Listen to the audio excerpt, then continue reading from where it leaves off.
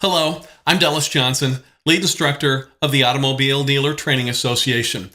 First of all, I want to thank you for choosing the Automobile Dealer Training Association as your Texas dealer training partner. I also want to congratulate you on your decision to start a new business, and I'm going to do my very best to help you apply for your dealer license correctly and to show you how to operate your new business following all state and federal guidelines. In your Texas dealer training course, we are going to cover several training units, and you will not be able to fast forward through any training units. You must view the entire video for each training unit before you can move on to the next training unit. However, after the course, you will easily be able to review the videos on the TexasDealers.com website, and at that time, you will be able to fast forward through the videos to find the exact training content that you want to review. But you will only get credit for the course by being logged into the learning management system and viewing each training unit. I want to remind you this course is designed to be viewed in Google Chrome, so if you're not using Google Chrome, you might want to pause the video, download Chrome onto your computer or phone, then start the training again. At the end of the course, once you have completed the videos in each unit, you will be able to easily download your certificate of completion that you will submit with your dealer license application to show the state that you have completed your mandatory dealer license training so you can apply for your dealer's license. The first thing I want to do with you is give you some really valuable contact information. Texas dealers are regulated by the Texas Department of Motor Vehicles Motor Vehicle Division, and they have what is known as the Dealer Licensing Section. The Dealer Licensing Section has oversight over dealers. They are also going to process your initial dealer application and your subsequent dealer license renewals. They are located at 4000 Jackson Avenue, Austin, Texas, 78731. I also want to make sure that you have their phone number, which is 888-368-4689. Once again, that number is 888-368-4689. This is a great phone number that you can reference if you have specific questions about obtaining your dealer's license, or once you become a dealer, you can call them with questions after you've obtained your license. You can also send an email to askdmv@txdmv.gov. Once again, that is askdmv@txdmv.gov. And there on your screen, you will see the TexasDealers.com website. On the TexasDealers.com website, we will also attempt to have direct links to all of your Texas dealer forms and the dealer manuals that are produced by the Department of Motor Vehicles. So we will jump onto that website several times during your dealer training course to show you how to review content, how to download dealer forms, and dealer training manuals. You may click on the txdmv.gov/dealers to visit the Texas Department of Motor Vehicle website's dealer section. You may also use the Contact Us section of the Texas DMV website that you see here at txdmv.gov/contact us. And there at the bottom, you'll also see a direct link that'll take you to a page of the DMV dealer section. And here you'll see lots of helpful phone numbers. You can click on the email tab to find great email contact information. You can also find great mailing addresses. You can leave feedback, or you can even file complaints. And here you see on the Texas Department of Motor Vehicles website, you will find links to Web Dealer, which we will cover extensively later in your course.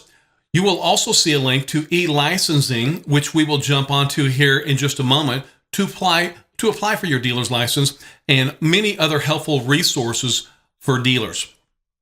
Let's go ahead and get started with Unit 1. In Unit 1, we're going to cover the types of licenses that are issued by the Texas Department of Motor Vehicles. I will show you how to become a Texas motor vehicle dealer and how to submit your dealer license application via e-licensing. First, we will cover the types of licenses. The state of Texas issues the following types of dealer licenses: Retail General Distinguishing Number, Wholesale General Distinguishing Number, Franchised Dealer License, Converter License, Salvage Dealer's License, Manufacturer License, Distributor License, Vehicle Lessor License, and a Lease Facilitator License. You'll need to be aware that retail GDN licenses are the basic dealer licenses and are broken down into 5 categories.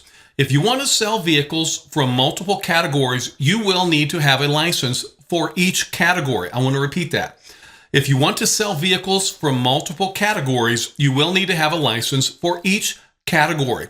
So if you want to sell motor vehicles and travel trailers, you will need a motor vehicle license and a travel trailer license. The 5 categories are motor vehicle, motorcycle, travel trailers, travel semi-trailers, and independent mobility motor vehicle dealers. And always remember, retail dealers can sell retail to a customer on the lot or wholesale to another dealer. First, let's talk about a motor vehicle GDN dealer's license. A motor vehicle GDN allows you to buy, sell, or exchange used cars, trucks, motorhomes, and neighborhood vehicles. You may buy, sell, repair, or rebuild salvage motor vehicles and non-repairable motor vehicles. A motor vehicle GDN allows you to use temporary tags, buyer's temporary tags, and metal dealer license plates only on motor vehicles, and it does require you to provide a dealer surety bond. The license allows you to sell vehicles retail to customers on the lot or wholesale directly to other dealers. Motorcycle GDN. A motorcycle GDN allows you to buy, sell, or exchange used motorcycles, motor scooters, ATVs, or autocycles. It allows you to buy, sell, repair, or rebuild salvage motor vehicles and non-repairable motor vehicles as well. You'll be able to use dealer's temporary tags, buyer temporary tags, and metal dealer license plates only on motorcycles, motor scooters, or ATVs. And it does require that you provide a dealer surety bond. A travel trailer GDN allows you to buy, sell, or exchange used travel trailers. And by the way, a travel trailer is defined as having either an onboard cooking facility, a refrigerator, or a toilet, or a heater, or an air conditioner, or a sink, or an electric power supply, or a combination of any of these. This license allows you to buy, sell, repair, or rebuild salvage motor vehicles and non-repairable motor vehicles. You may use dealer's temporary tags, buyer temporary tags, and metal dealer license plates only on travel trailers, and this type of license does not require a dealer surety bond. Trailer semi-trailer. A trailer semi-trailer GDN allows you to buy, sell, or exchange new or used utility and semi-trailers. You may buy, sell, repair, or rebuild salvage motor vehicles and non-repairable motor vehicles. You may use dealer's temporary tags, buyer's temporary tags, and metal dealer license plates only on trailer semi-trailers. And by the way, we're going to cover dealer's temporary tags, buyer temporary tags, and metal dealer license plates extensively later on in the course, so you'll know exactly how to use them properly. This type of license does not require a dealer surety bond. Please be aware, this is the only GDN license category that allows you to sell brand new vehicles without a franchised dealer license. Independent mobility motor vehicle dealer. An independent mobility motor vehicle GDN allows you to sell vehicles that have been converted into mobility vehicles at a specific location.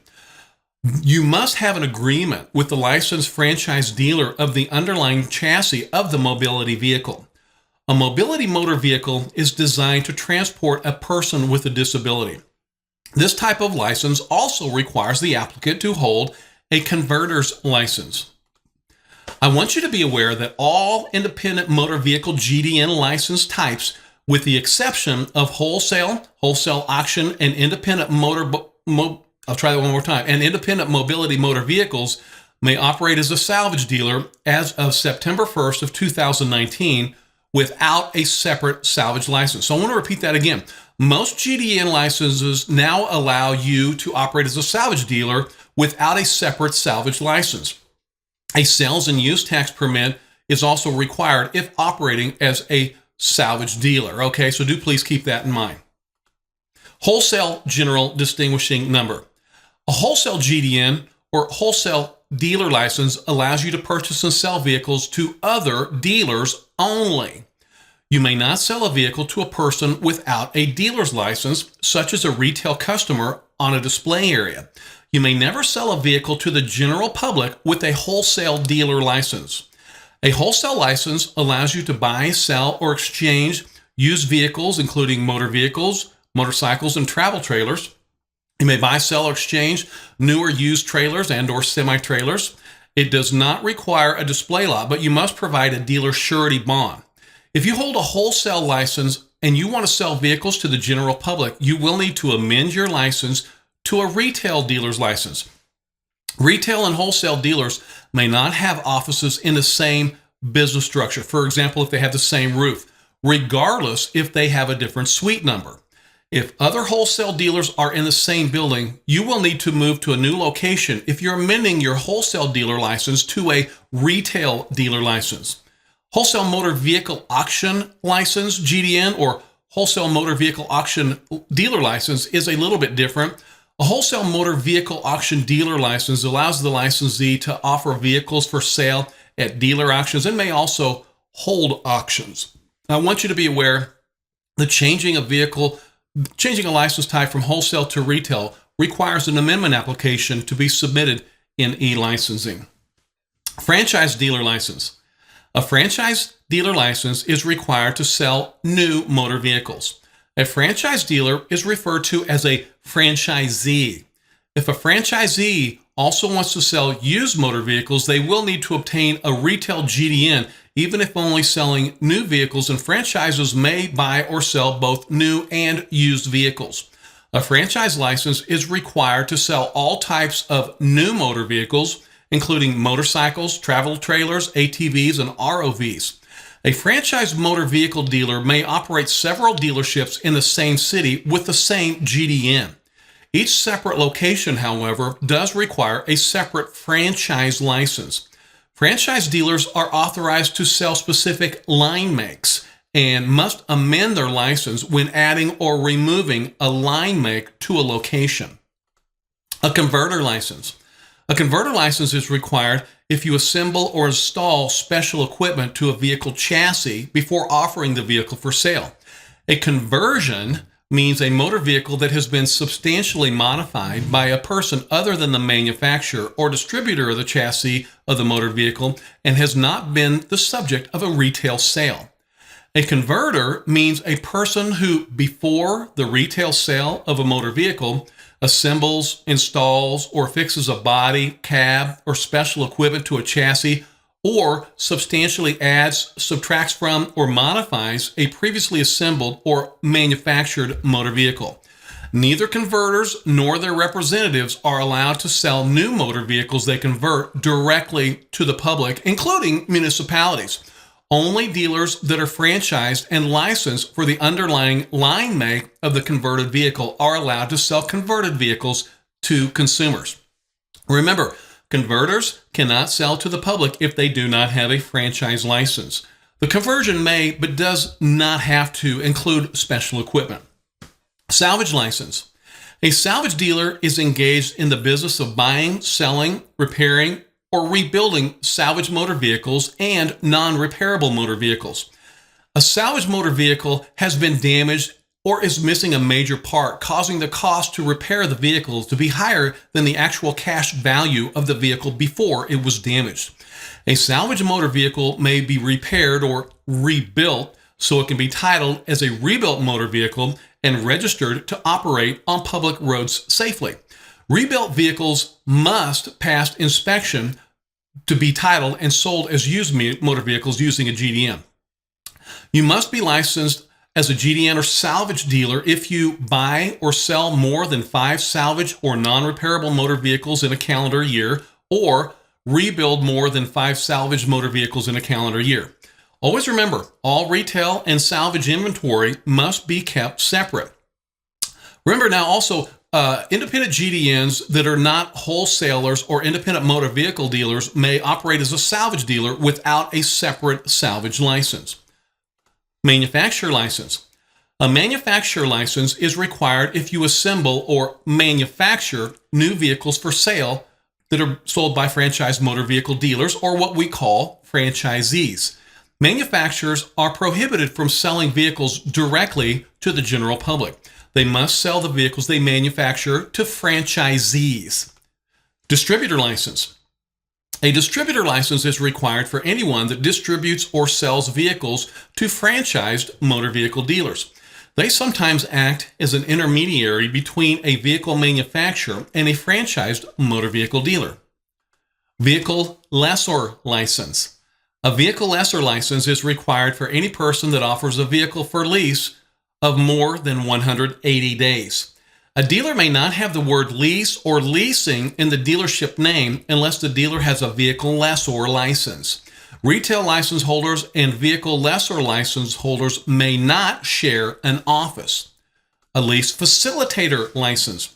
A lease facilitator license acts as a leasing agent for a vehicle lessor licensee.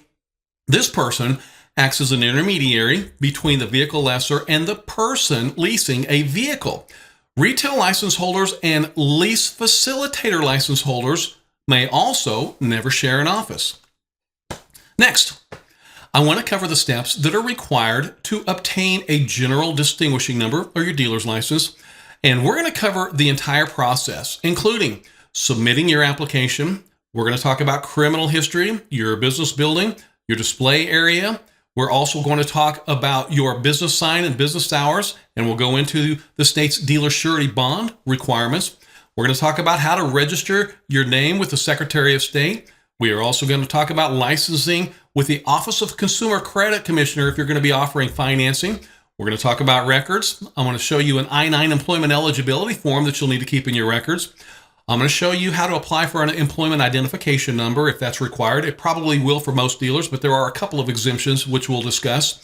Your dealer education course, and then we'll talk about how you can pay your license fees with credit card or e-check. Submitting your dealer application through e-licensing.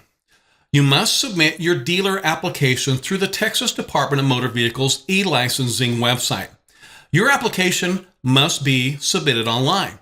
The Texas Department of Motor Vehicles no longer accepts dealer license applications by mail.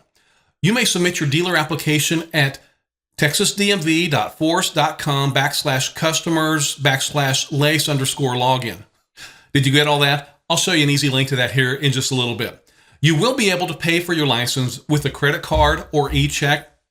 The application process is quite extensive and must be completed correctly and in its entirety. Mistakes on your dealer application can cause significant delays in your licensing process. If you ever do need assistance during the e-licensing process, you can call 888-368-4689, which is the Texas Department of Motor Vehicles Consumer Relations Division. We will submit a dealer application online through e-licensing a little bit later in your course. Criminal history. Before you receive your dealer's license from the Texas Department of Motor Vehicles, the Texas Department of Motor Vehicles must review your criminal history and the criminal history of all owners and managers that are listed on the license. All owners and managers must disclose all prior offenses, both convictions and those that resulted in deferred education in any jurisdiction. All convictions and deferred educations must be disclosed regardless of whether the sentence is completed and is considered dismissed or expunged. I also want you to be aware that once a license has been issued, any new offenses that result in conviction or deferred education by any owner or manager in any jurisdiction must be reported immediately through e-licensing by selecting the amend license option. Criminal history will be reviewed on all new license applications, all renewal license applications, and all amendment applications that reflect any ownership or management changes. The existence of a criminal history does not automatically disqualify a person from gaining a dealer's license. The Texas Department of Motor Vehicles will review criminal history on a case-by-case basis. When you complete the information when applying for the license through e-licensing, you must answer all questions correctly, not only for yourself, but for each owner and manager that is listed on the application. If you make false statements during your application process, you may have your license denied, canceled, revoked, or suspended. You may even face criminal prosecution. Many of the rules governing criminal history are listed in the Criminal Offense Guidelines in Chapter 43 of the Texas Administrative Code, Rule 211.3. And in just a while, I will show you how to easily look up the rules in the Texas Administrative Code. If you have a criminal history, court records must be submitted with your dealer application, and that would include any owners and managers.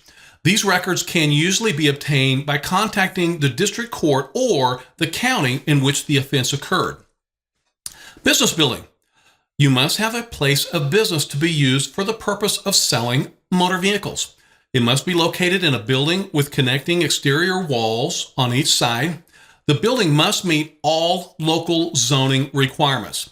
The building must either be owned, or if the building is leased, then the lease must be for at least 2 years. You must have an office in the building for the operation of your dealership. The office cannot be located in an apartment house, a hotel, a motel, or a rooming house. If the office is located in a private residence, it must be completely separate from the actual resident and must meet the zoning requirements from that city or county. Before you lease or purchase a building to operate your dealership, you must contact your local planning and zoning office at your city hall or county courthouse to ensure that you may operate a dealership at that location. A certificate of occupancy, which we sometimes call a COO, is required if a certificate of occupancy is required by the city or the county. So the certificate of occupancy that you would submit must be in the name of the dealer's business and must state that motor vehicle sales would be held at that location. So if your city does require a certificate of occupancy in that location, you will need to submit a copy of that through e-licensing when you apply for your dealer's license. Texas Department of Motor Vehicle Enforcement officers may request documentation to ensure all zoning requirements have been met. Your office must include, at minimum, a desk, 2 chairs, internet access, and a working telephone listed in the dealership name. I want to repeat that very, very important information. Your office must include, at minimum, a desk, 2 chairs, internet access, and a working telephone listed in your dealership name. The dealer phone number may never be shared with another dealer. You must have your own phone number. And the internet access that you're required to have may be wireless internet access. If a dealer shares their location with another business, the dealer must have their own office area. The state allows up to 4 retail dealers in a building and up to 8 wholesale dealers in a building as well. But remember, retail dealers and wholesale dealers may never operate out of the same building. Display area. Your display area must be of sufficient size to display at least 5 vehicles of the type for which your dealer's license is issued. Those spaces must be reserved exclusively for the retail dealer's inventory and may not be shared or intermingled with another business or public parking area or a driveway to the office or another dealer's display area. The display area may be located outside of the building or inside of the building. This retail sales area must be kept separate from any wholesale vehicles being held for resale. Also, retail and salvage inventory, as I said before, always needs to be kept separate. The display lot cannot be a driveway and must be hard surface, such as concrete or gravel. Some local zoning ordinances may require a dealer display lot to be paved. The lot, just like your building, must meet all local zoning requirements. The display lot must be separated from any other business, repair shop, driveway to the office, or another dealer's display area. If a retail dealer shares a display area or a parking area with another business, including another dealer, the dealer inventory must always be kept separate from the other business's parking lot or display area by a material object or a barrier which cannot be readily moved. And I want to talk about that for a moment. Let's say your dealership is located next door to another business. You want to ensure that your lot is physically separated from any other neighboring business's customer parking. So a neighboring business's customer never parks on your display area and then one of your customers thinks that vehicle is for sale. Well, this is confusion that the state wants you to avoid. So always make sure a neighboring business or another dealer's vehicles are never parked on your display area. Such separation must be maintained properly during the entire period for which your used motor vehicle dealer license is held. If a dealer is going to operate at night, the display area must be illuminated. I want to state that again. If a dealer is going to operate at night, the display area must be illuminated. Dealers could have a display area that is not part of the lot. The display area must be located at the retail dealer's business address or contiguous with the retail dealer's address. A non-contiguous storage lot is permissible only if there is no public access and no sales activity occurs at the storage lot. A sign stating the retail dealer's name, telephone number, and the fact that the property is a storage lot is permissible. If your customer is interested in a vehicle that you have on your storage lot, you or maybe a salesperson would need to bring the vehicle from the storage lot to the retail sales lot to show the vehicle. You may never have sales activity on a storage lot. Once you become a licensed dealer, you may only have retail sales activity at your licensed location. I want to talk about this for just a moment. Let's just say your lot is in downtown Austin and someone just outside the city finds your vehicle for sale on the internet. They might state that they can't make it downtown and ask you to bring the vehicle over to like a parking lot near their home or something like that. Always remember, we can never, ever show the vehicle at a non-licensed location. Conducting any type of retail sales activity away from your licensed location is a violation of the law. You will have to explain to some of your customers that the state does not allow you to show your vehicles at a location away from your dealership. The retail sales activity may only take place at your licensed location. And on a side note, wholesale vehicle dealers are exempt from the display area requirement. A business sign. You will need a permanent business sign that is viewable from the public roadway. The dealership name on the sign must be at least 6 inches or larger and must match either the DBA certificate that's filed with the county, and that would be for sole proprietors or general partnerships. We'll talk more about that in a little bit. Or the business name DBA that's registered with the Texas Secretary of State if you're opening your business maybe as a corporation, LLC, or LP. And we will cover all business registrations here in just a little bit. The sign must be mounted at the address that's listed on the dealer application. Your sign must match the exact name of your dealership as it is on the license application. The sign is not required to have business entity information such as Inc., LLC, LP, etc. The sign must be permanent in nature and clearly visible to the public. A banner is not an acceptable business sign, nor are magnet boards or handmade cardboard signs. A dealer may use a temporary sign as long as they can produce a sign order that shows that a sign has been paid for and ordered. You know, most printing companies can produce a permanent business sign at minimal cost. Wholesale dealers must follow the GDN requirements that we just talked about as well, which include a mounted outside sign with at least 6-inch letters, but a wholesale dealer may mount a sign on the office door with 2-inch letters if the landlord does not allow outside signage.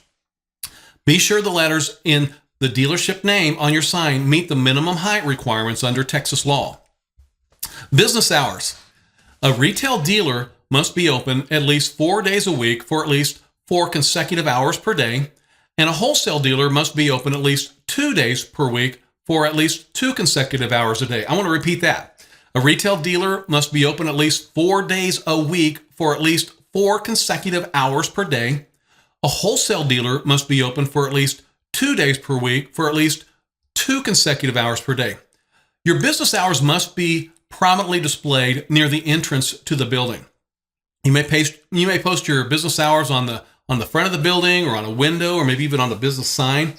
Each dealer must post their own business hours, if an office is shared, and that dealer's hours must be posted even if a location is shared with another type of business. Your dealership must be open and staffed during the posted hours of operation. The dealer must be staffed by an owner or bona fide employee. If you are not able to staff the dealership during the posted hours, maybe due to some emergency or special circumstances, you must post a sign that states the date and time that you will return. If the dealer ever changes the hours of operation, the Department of Motor Vehicles does not have to be notified. Any customer must be able to view your vehicle inventory without an appointment. Regardless of the retail dealer's business hours, the retail dealer's telephone must be answered from 8 o'clock a.m. to 5 p.m. weekdays by bona fide employees answering service or answering machine. I want to repeat that very important statement. Regardless of the retail dealer business hours, the retail dealer's telephone must be answered from 8 o'clock a.m. to 5 o'clock p.m. weekdays by a bona fide employee answering service or answering machine. Texas Blue Law prohibits a dealer from selling vehicles on Saturday and Sunday. A dealer may choose to be open on Saturday or Sunday, but not both. Travel trailer and trailer semi-trailer dealers may operate 7 days a week. If a person holds a motor vehicle license and a trailer license, they may open on Saturdays and Sundays, but cannot sell motor vehicles on Saturday and Sunday. I want to repeat that. If a person holds a motor vehicle license and a trailer license, they may open on Saturdays and Sundays, but cannot sell motor vehicles on Saturday and Sunday. Motor vehicles may only be sold on Saturday or Sunday, but never on both days. Your dealer surety bond. You must obtain a $25,000 dealer surety bond in order to obtain a Texas used motor vehicle dealer's license. The surety bond is used for replenishing funds used to compensate retail purchasers of motor vehicles. The name and address of the dealer surety bond must match exactly the name on the dealer application that's filed with the Texas Department of Motor Vehicles. The bond must be issued in the legal first and last name of the sole proprietor or general partnership if the business is a sole proprietor or general partnership. For all other businesses that file with the Texas Secretary of State's office, the name must match the exact full name of the registered business name. The bond must be issued for 2 years and must start on the first day of the month and end on the last day of the month corresponding to the license term. So, for example, February 1st of 2021 to January 31st of 2023. So remember that. The bond must start on the first day of the month and end on the last day of the month corresponding to the expiration of the license. You must maintain your bond during your entire licensure period. The bond must be signed by both the owner and the bond company representative. This is one of the most common mistakes and can cause significant delays in your dealer license approval. So always make sure that the bond has been signed by an owner and the bonding company representative. The bond must include a proper power of attorney from the bonding company. A bond writer may be required if bond information is incorrect or needs to be revised. Franchisees, travel trailer dealers, and utility semi-trailer dealers are exempt from the dealer surety bond requirement. The bond pricing is based on your credit score, and you will be able to obtain a dealer surety bond either from your insurance agent or a bonding company. Registering the business name with the Texas Secretary of State or your county. Many businesses will be required to register your business name with the Texas Secretary of State's office and include copies of each registration with your dealer license application. The Texas Secretary of State wants to have a record of most businesses that are operating in the state. Sole proprietors and general partnerships are excluded. However, sole proprietors and general partnerships must file an assumed name certificate in the county that they operate in if they're using another name other than their proper name. Registering your business with the Secretary of State is covered in great detail later on in your dealer course. If you do have other questions, you can certainly contact the Texas Secretary of State Business and Commercial section at corpinfo@sos.texas.gov, or you can call them at 512-463-5555. Licensing with the Office of Consumer Credit Commissioner if financing. Before you offer third-party financing or financing from a finance company or starting a buy here, pay here dealership, every dealer in Texas must obtain a license with the Texas Office of Consumer Credit Commissioner. And you can obtain that license at OCCC.texas.gov, or you can call them at 512-936-7600 for further information. And we will cover the licensing process with the Office of Consumer Credit Commissioner extensively later on in your course. Records. You must maintain records on all vehicles purchased, leased, and sold for a minimum of 48 months, 4 years.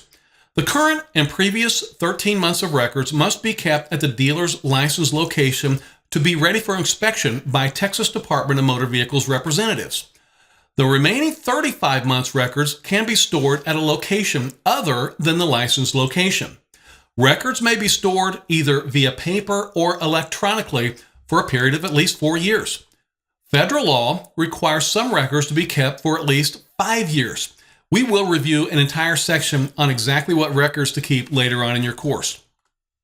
I-9 Employment Eligibility Verification. The Employment Eligibility Verification Form, I-9, is a U.S. Citizenship Immigration Services form, and it's used by an employer to verify an employee's identity and to establish that the worker is in fact eligible to accept employment in the United States. You can find that form at www.uscis.gov. Federal law requires you to complete this form for every person whose name appears on the dealer's license and all future employees. You do not need to submit this form with your application, but you must store a copy of the form at the dealership location. Employment Identification Number. Before submitting your dealer application, most dealers will obtain an Employee Identification Number, which is also known as an EIN. This number is used to identify the new business you are starting and will be needed for tax purposes. The only business entity that does not obtain an Employment Identification Number would be a sole proprietor with no employees. If a sole proprietor has employees, then they would need to obtain an Employment Identification Number. So most dealers will be required to obtain the Employment Identification Number. Obtaining this number is a very quick and easy process that only takes just a few moments, and you can easily apply at www.irs.gov and have your new Employment Identification Number in just a few moments. After you've been assigned your EIN, be sure to include it on your dealer license submission. We will cover this process extensively later in your course. Your dealer educational course. A 6-hour web-based pre-licensing training requirement applies only to dealers with an independent motor vehicle GDN. These dealers are licensed to buy, sell, or exchange used cars, trucks, motorhomes, neighborhood vehicles, recreational off-road vehicles, which we call ROVs, all-terrain vehicles, which we call ATVs, and utility vehicles, which we call UTVs. Most applicants for new licenses and renewal applicants that were licensed less than 10 years on September 1st of 2019 will be required to complete the one-time training. An owner or manager listed on the application must be the person to complete the course. If a person who completes the course leaves the business, then another owner or manager for the business must take the course prior to the next dealer license renewal. If a dealer's been licensed for more than 10 years as of September 1st, 2019, then the dealer does not have to take a course. If a dealer has been licensed for 10 years or less as of September 1st of 2019, then only the renewal course would need to be taken. If a dealer has already taken the new applicant course or the renewal course and applies for a new license, then the dealer can just upload a copy of the course completion certificate rather than taking the course again. You will receive a certificate of completion at the end of this course. Be sure to submit it with your dealer license application, and we'll cover that process here in a little bit. License fees. Your fees for your dealer license are listed here, and this shows one optional plate. I want you to be aware these fees obviously could change at any time, but you will be able to pay for your license securely with a credit card or e-check. Most, but not all, GDN dealers may receive up to 2 dealer plates. And this is something I'm going to stress to you several times throughout the course. Texas law requires that all dealer licenses are displayed prominently at the business location. One more time. Texas law requires that all dealer licenses are displayed prominently at the business location. All dealer licenses are valid for 2 years from the date of issuance. If your license requires a dealer surety bond, your license would expire on the same day as the bond expiration. You may not start the operation of your dealership until you receive your license. All dealer license applications, renewals, and amendments must be submitted online through the e-licensing system. It is your responsibility to renew your dealer license in a timely manner. You should submit your renewal at least 45 days before your dealer license expires. Dealers have up to 90 days before and after the license expiration date to renew. Late penalty fees are charged when the renewal application is submitted more than 30 days after the licensure expiration date. A $200 penalty must be paid if the application is submitted 31 to 60 days past the expiration date. The penalty increases to $400 if an application is submitted 61 to 90 days past the expiration date.